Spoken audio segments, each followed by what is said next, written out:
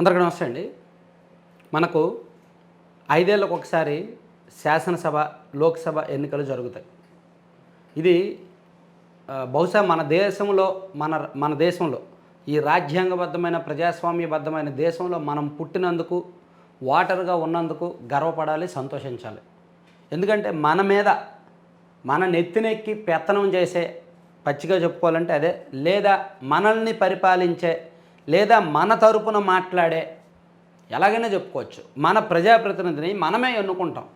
బాబు మీరు వెళ్ళండి, మా తరపున అసెంబ్లీలో మాట్లాడండి, అసెంబ్లీలో చట్టాలు చేయండి, మమ్మల్ని పరిపాలించండి, మా నియోజకవర్గానికి నిధులు తీసుకురండి, అభివృద్ధి చేయండి అని మనమే ఎన్నుకుంటాం.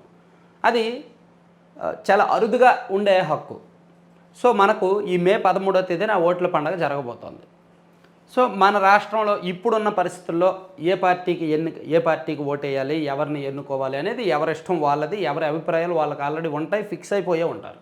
అయితే ఎమ్మెల్యే అంటే ఏంటి, అసలు ఎమ్మెల్యేలు ఎలా ఉండాలి, ఏం చేయాలి? ఎమ్మెల్యే అంటే పొద్దున్నే మొత్తం నియోజకవర్గం మొత్తం పర్యటించి ఎక్కడెక్కడ ఖాళీ స్థలాలు ఉన్నాయో చూసి ఆ ఖాళీ స్థలాలను ఐడెంటిఫై చేసి దాన్ని ఎలా కబ్జా చేయాలా అని ఆలోచించాలా? లేదా కొంతమంది బినామీలను పెట్టుకొని ఎక్కడెక్కడ ఈ కాంట్రాక్ట్ పనులు వర్క్స్ జరుగుతున్నాయో అవన్నీ కూడా టెండర్లు వేసి తీసుకోవాలా? లేదా కమిషన్స్ తీసుకోవాలా? లేదా ప్రభుత్వ చెరువులు ఏమైనా ఉన్నా, స్థలాలు ఏమైనా ఉన్నా కబ్జా చేసేయడమా? ఇవే ఆలోచనలు. కొండలు, గుట్టలు, గ్రావెలు, మట్టి, ఇసుక, అదే బార్డర్ నియోజకవర్గాల్లో ఉంటే పక్క రాష్ట్రాల నుంచి మద్యం తెచ్చేయడం, అమ్మేయడం, ఇదే ఎమ్మెల్యేలకు ఇప్పుడు పని అయిపోయింది. కానీ అంటే మనం అధికారం ఇస్తున్నప్పటికీ అధికారంలో ఉన్న వాళ్ళు మేము ఏం చేసినా పర్వాలేదు, మా కంట్రోల్లో పోలీసులు ఉంటారు, మా కంట్రోల్లో అధికారులు ఉంటారు, మా కంట్రోల్లో వ్యవస్థలు ఉంటాయి, మమ్మల్ని ఏమీ ఎవరు చెయ్యలేరు అని ఎమ్మెల్యేలు ఉంటారు. వాళ్లకు జేజేలు పలికి వాళ్ళ అనుచరులు కూడా అలాగే తయారవుతారు. సాధారణంగా ఇదే ఇప్పుడు జరుగుతున్న రాజకీయం. 2 పార్టీల్లో కూడా అదే జరుగుతుంది. అయితే నేను ఒక 2 ఎమ్మెల్యేలని చాలా దగ్గర నుంచి చూశాను. అధికారంలో ఉన్నప్పుడు చూశాను, ప్రతిపక్షంలో ఉన్నప్పుడు చూశాను. వాళ్ళిద్దరు స్పెషల్ క్వాలిటీస్ కొన్ని నేను చెప్దామని వీడియో చేస్తున్నా. సో ఎమ్మెల్యే అంటే మన నియోజకవర్గ సమస్యల మీద పూర్తి స్థాయిలో అవగాహన ఉండాలి. ఏ వార్డులో, ఏ పోలింగ్ బూత్లో, లేదా ఏ గ్రామంలో ఏ సమస్య ఉంది, దానికి పరిష్కారం ఏమిటి అనేది అవగాహన ఉండాలి. అలాగే ఆ గ్రామంలో ఏదైనా దీర్ఘకాల రోగాలున్నా, అదిగో పలానా చోట్ల ఫ్లోరైడ్ ఎక్కువ, పలానా చోట కిడ్నీ సమస్యలు ఎక్కువ, పలానా చోట ఈ వ్యాధులు ఎక్కువ అనేది కూడా అవగాహన ఉండాలి. ఉంటుంది కూడా, కొంతమంది సీనియర్కి ఉంటుంది కూడా. అలాగే ఎక్కడ ఏం కావాలి, ఎవరికి ఏమి ఇవ్వాలి, మన నియోజకవర్గంలో ఎటువంటి పంటలు పండుతాయి, ఎటువంటి భూములు ఉన్నాయి, రైతులకు ఏం కావాలి, రైతులకు ఎప్పుడెప్పుడు నీరు ఇవ్వాలి, ఎన్ని ఎకరాల్లో ఏం పంటలు వేస్తారు, ఇవన్నీ కూడా అవగాహన ఉండాలి. లేదా మన నియోజకవర్గంలో యువత ఎంతమంది ఉన్నారు, వాళ్ళకు ఉద్యోగాలు ఎక్కడెక్కడ చేస్తారు, వాళ్ళ ఉద్యోగాలు వితిన్ ద స్టేట్ ఇవ్వాలంటే ఏం చేయాలి, ఇది కూడా ఆలోచించాలి. అంటే అట్లీస్ట్ ఎమ్మెల్యేలకు కూడా సొంత వ్యవహారాలు ఉండొచ్చుగాక, కానీ మనం ప్రభుత్వం నుంచి ఒక ఉద్యోగికి జీతం ఇస్తున్నప్పుడు ఆ ప్రభుత్వ ఉద్యోగి ఉదయం 10 గంటల నుంచి సాయంత్రం 6 గంటల వరకు ఆఫీస్లో ఉంటారు కదా. మరి ఎమ్మెల్యేలకు కూడా ప్రభుత్వం నుంచి జీతం ఇస్తారుగా. ప్రతి నెల ఒక్కొక్క ఎమ్మెల్యేకి సుమారుగా 3 లక్షల వరకు ఇస్తారుగా. మరి వాళ్ళు టైంకి ఆఫీస్కి ఉండాలిగా. ఆఫీస్లో ఉంటున్నారా? అసలు ఎంతమంది అందుబాటులో ఉంటున్నారు? అలా ఒక 15,000 20,000 జీతం తీసుకునే ప్రభుత్వ ఉద్యోగికి కూడా టైమింగ్స్ ఉన్నప్పుడు, ప్రజలకు అందుబాటులో ఉండడానికి సిటిజన్ చార్టర్ ఉన్నప్పుడు ఎమ్మెల్యేలకు ఎందుకు ఉండకూడదు? ఎమ్మెల్యేలు ఎందుకు అందుబాటులో ఉండకూడదు ప్రజలకి అనేది ఆలోచించాలి. సో ఒక 2 ఎమ్మెల్యేల గురించి నేను ఇక్కడ ఎందుకు ప్రస్తావిస్తున్నానంటే, విజయవాడ తూర్పు ఎమ్మెల్యే గద్దె రామ్మోహన్ గారు. ఫస్ట్, ఆయన ప్రజలకు అందుబాటులో ఉండే విషయంలో ఎక్కడ రాజీ పడరు. వారంలో నాకు తెలిసి 7 రోజులు, ఏదైనా 1-2 రోజులు ఏదైనా ఎక్కడికైనా వెళ్ళినా ఆయనకి ఏమి వెళ్ళడానికి వేరే వ్యాపారాలు, వేరే వ్యవహారాలు, పర్సనల్ వ్యవహారాలు ఏమీ ఉండవు. ఏదో అక్కడికి వెళ్ళాలి, ఇక్కడికి వెళ్ళాలి అనే వ్యవహారాలు ఏమీ ఉండవు. మ్యాక్సిమం ఆయన 24/7 ఆ విజయవాడ నియోజకవర్గంలోనే ఉంటారు. మరీ ఏదైనా బెంగళూరు, హైదరాబాద్ లాంటి చోటకి వెళ్ళినా 1 రోజుల్లో తిరిగి వచ్చేస్తారంట. సో ఎక్కువగా అందుబాటులో ఉండేది ఆయన. నాకు తెలిసినంత వరకు మన రాష్ట్రంలో ఉన్న 175 నియోజకవర్గాల ఎమ్మెల్యేల్లో కూడా ఆయన ఫస్ట్ ప్లేస్లో ఉంటారు.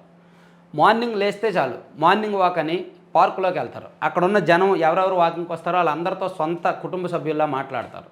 మళ్ళీ ఇంటి దగ్గరికి వచ్చే జనంతో కూడా మాట్లాడతారు. వాళ్ళకి ఏమైనా సమస్యలు ఉన్నా సరే అన్ని తన స్టాఫ్ ద్వారా నోట్ చేసుకోవడం, దాన్ని ఫాలో అప్ చేసుకోవడం, అదే పని ఉంటుంది. ప్రతిదానికి కూడా అకౌంటబిలిటీ ఉంటుంది. తన దగ్గరకు వచ్చే ప్రజలు అంటే ఏదో ఒక సంతృప్తిగా ఫీల్ అవుతారు. మేము చెప్పేది విన్నారు, ఎంతో కొంత ఆయనకు సాధ్యమైనంత పరిష్కారం చూపారు అనే సంతృప్తి ఫీల్ అవుతారు. గతంలో ఆయన అధికారంలో ఉన్నప్పుడు కూడా అంతే. అధికారంలో ఉన్నప్పుడు అధికార పార్టీ ఎమ్మెల్యేగా ఉన్నప్పుడు ఎవరైనా ఏదైనా అనారోగ్యంతో వచ్చారు, లేదా ఆపరేషన్ చేయించుకున్నారు, సీఎంఆర్ఎఫ్ ఇచ్చేవాళ్ళు, లేదన్నా పలానా చోట ఏదైనా పని కావాలి, పని చేయించేవాళ్ళు. అధికారంలో ఉన్నప్పుడు మ్యాక్సిమం చేయించారు. ప్రతిపక్షంలో ఉన్నప్పుడు పని చేయించడానికి కుదరనప్పటికీ అందుబాటులో ఉన్నారు, ట్రై చేశారు. సో ఇప్పుడు అటువంటి విజయవాడ తూర్పు నియోజకవర్గంలో మళ్ళీ ఎలక్షన్ వచ్చింది. సో ఆయన విషయంలో ఆయనకు పోటీగా దేవినేని అవినాష్ గారు పోటీలో ఉన్నారు వైసీపీ తరఫున. సో అక్కడ ఆ నియోజకవర్గ ఓటర్లకు పరీక్ష, ఎవరిని ఎన్నుకోవాలి అనేది. నిత్యం అందుబాటులో ఉంటాడు ఒక ఆయన. ఆల్రెడీ ఆ నియోజకవర్గంలో గతంలో 2 సార్లు ఆయన గెలిచాడు. ఒకసారి 2009లో మాత్రం ట్రయాంగిల్ పోటీలో ఓడిపోయారు. సో ఇప్పుడు ఎవరి బలాలు వాళ్ళకున్నాయి, ఎవరి బలహీనతలు వాళ్ళకున్నాయి. మనం గతంలో చెప్పుకున్నాం ఆల్రెడీ, ఒక వారం రోజుల కిందటే మనం చెప్పుకున్నాం. సో ఆ నియోజకవర్గంలో యూత్ ఓట్లు మ్యాక్సిమం దాదాపుగా 27-28% కొత్త ఓటర్లు ఉన్నారంట, యూత్ ఓటర్స్ ఉన్నారన్నమాట. అంటే రాజకీయ చైతన్యం, సామాజిక చైతన్యం ఎక్కువగా ఉన్న ప్రాంతం అది. అటువంటి ప్రాంతంలో అటువంటి ప్రజలకు తెలుసు, బాగా తెలుసు ఎవరిని ఎన్నుకోవాలి, ఎవరికి ఓటు వేయాలి అనేది. అలాగే ఆ నియోజకవర్గ సమస్యల మీద పట్టు ఉండాలి, ప్రజల మీద పట్టు ఉండాలి. అక్కడున్న భవన నిర్మాణ కార్మికులు అయితేనేమి, ఆటోనగర్ కార్మికులు అయితేనేమి, వాళ్ళ సమస్యల మీద ఫైట్ చేసి ఉండాలి, పట్టు ఉండాలి. సో ఈ సమస్యల మీద ఫోకస్ ఉన్న ఎమ్మెల్యే ఆయన. అంటే ఆయన గురించి నేను పర్టికులర్గా ఎందుకు ప్రస్తావించానంటే, అధికారంలో ఉన్నప్పుడు కూడా అందుబాటులో ఉన్నారు, ప్లస్ చేయగలిగినంత చేశారు. ప్రతిపక్ష పార్టీలో ఇప్పుడు కూడా మ్యాక్సిమం ఆయన అందుబాటులో ఉంటున్నారు, చేయాల్సినంత చేస్తున్నారు. కాకపోతే ఇప్పుడు కాస్త టఫ్ ఫైట్ని ఎదుర్కొంటున్నారు. అది ఆ నియోజకవర్గంలో తేల్చుకోవాల్సిన విషయం అన్నమాట. సో గద్దె రామ్మోహన్ గారు, విజయవాడ తూర్పు నియోజకవర్గం.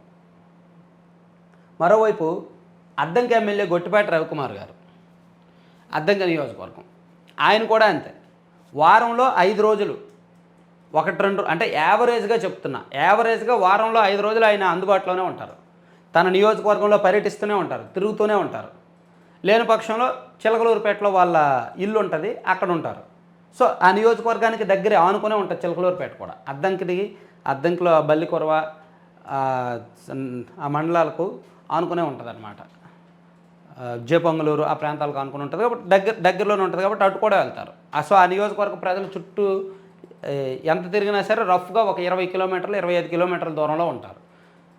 ఉంటే ఇంటికి ఎప్పుడైనా ఎనీ టైం ఎవరైనా వెళ్ళచ్చు, లేదా నియోజకవర్గంలో ఏదో ఒక గ్రామంలో పర్యటిస్తారు.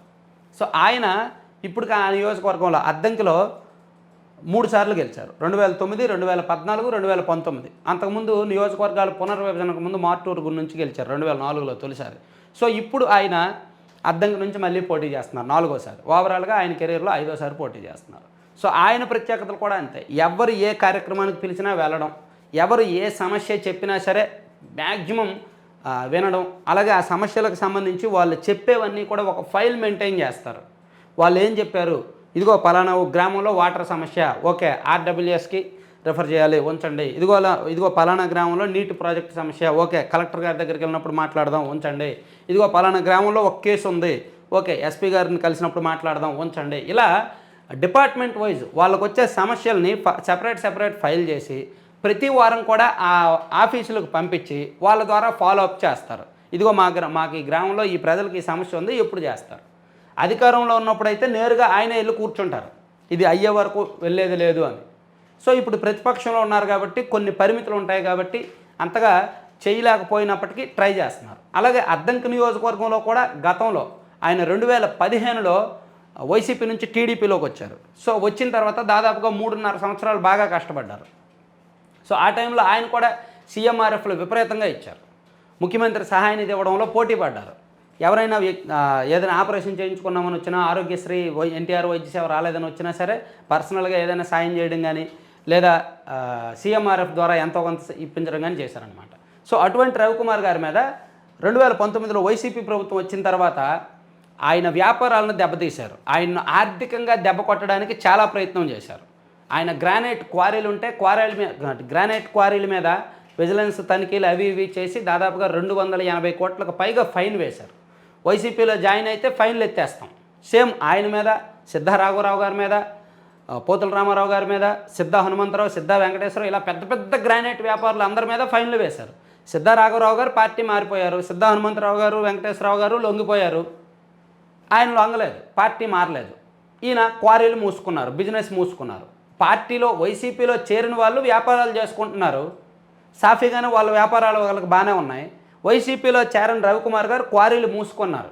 సో దానివలన ఆయన ఏం నష్టపోయారో లేదో తెలియదు, కానీ ఆ క్వారీలను ఆయన్ని నమ్ముకున్న సుమారుగా 2000 కుటుంబాలు నష్టపోయాయి. ఆయన దగ్గర 2000 కుటుంబాలు పనిచేసేవి, ఆ క్వారీల్లో నిత్యం పని ఉండేది. సో వాళ్ళకి ఆ క్వారీలు మూసేసిన కారణంగా కొన్నాళ్ళు చూశారు, ఒక 6 నెలలు ఏమో రివీల్ అవుద్దేమో, ఓపెన్ చేస్తారేమో, పని దొరుకుద్దేమో అని. కానీ లేకపోయేసరికి వాళ్ళందరూ కూడా తలో పనికి వెళ్ళిపోయారు. కొంతమంది ఏమో ఒరిస్సా నుంచి వచ్చిన వాళ్ళు అక్కడికి వెళ్ళిపోయారు. అంటే ప్రభుత్వం తీసుకున్న ఈ కక్ష సాధింపు వలన ఆయన రాజకీయంగా ఏమీ నష్టపోలే, పైగా ఆయన మీద కొంత సింపతి వచ్చింది. ఇన్ని కష్టాలు పెట్టినా ఆయన గట్టిగా నిలబడ్డారు, స్ట్రాంగ్గా ఉన్నారనే సింపతి వచ్చింది. ప్రజలకింత మరింత మొండిగా ఆయన ప్రజల్లోకి వెళ్ళాడు. సో ఆయన బలపడ్డాడు. కానీ దానివల్ల నష్టపోయింది మాత్రం ఆయన్ని నమ్ముకున్న పేదలు, ప్రజలు. సో ఈయన కూడా ఒక యూనిక్ ఎమ్మెల్యే, ఒక డిఫరెంట్ ఎమ్మెల్యే. ఆ నియోజకవర్గ ప్రజలకు తెలుసు ఆయన క్వాలిటీస్ ఏమిటి అనేది. సో ఇక్కడ వీళ్ళిద్దరి గురించి మాత్రం పర్టికులర్గా మనం ప్రస్తావించాల్సిన అవసరం ఉంది. వీళ్ళిద్దరూ కూడా ఎక్కువగా అందుబాటులో ఉంటారు కాబట్టి ప్రస్తావించాను. వీళ్ళిద్దరితో పాటు ఇంకా కొంతమంది ఉన్నారు. ఇప్పుడు శ్రీకాకుళం ఎంపీ రామ్మోహన్ నాయుడు గారు ఉన్నారు. ఆయన కూడా అంతే, కొన్ని స్పెషల్ క్వాలిటీస్ ఆయనలో కూడా ఉన్నాయి. ఎంపీగా ఉన్నప్పటికీ, ఒక పెద్ద ఫ్యామిలీ అయినప్పటికీ ఆయన చాలా సాదాసీదాగా ఉంటారు, ఎక్కువగా జనానికి అందుబాటులో ఉంటారు. ఎవరు ఫోన్ చేసినా సరే ఇమీడియట్గా రెస్పాండ్ అవుతారు. తన పార్లమెంటు పరిధిలో ఏ సమస్య ఉన్నా సరే తనకు పూర్తిగా అవగాహన ఉంది, తనకు తెలుసు. ఇలా కొన్ని స్పెషల్ క్వాలిటీస్ కింజరాపు రామ్మోహన్ నాయుడు గారిలో కూడా ఉన్నాయి. అలా కొంతమంది పొలిటీషియన్స్ మనకు అరుదుగా ఉంటారు. సో వాళ్ళను మిస్ చేసుకోకూడదు. అటువంటి వాళ్ళు టీడీపీలోనే కాదు, వైసీపీలో కూడా కొంతమంది ఉన్నారు. వైసీపీలో వాళ్ళకు కూడా కొన్ని క్వాలిటీస్ ఉంటాయి. కాకపోతే వాళ్ళు ఆ పార్టీ మాయలోనో, ఆ పార్టీ మత్తులోనో పడి వాళ్ళ వ్యక్తిత్వాన్ని పాడు చేసుకుంటున్నారు. వైసీపీలో కూడా మంచి నాయకులు ఉన్నారు, లేరు అని నేను చెప్పట్లా. కానీ ఆ పార్టీ మాయలో ఉన్నారు, ఆ పార్టీ మత్తులో ఉన్నారు. కాబట్టి వాళ్ళ వ్యక్తిత్వాన్ని కోల్పోయి కొంత చెడ్డ పేరు తెచ్చుకుంటున్నారు.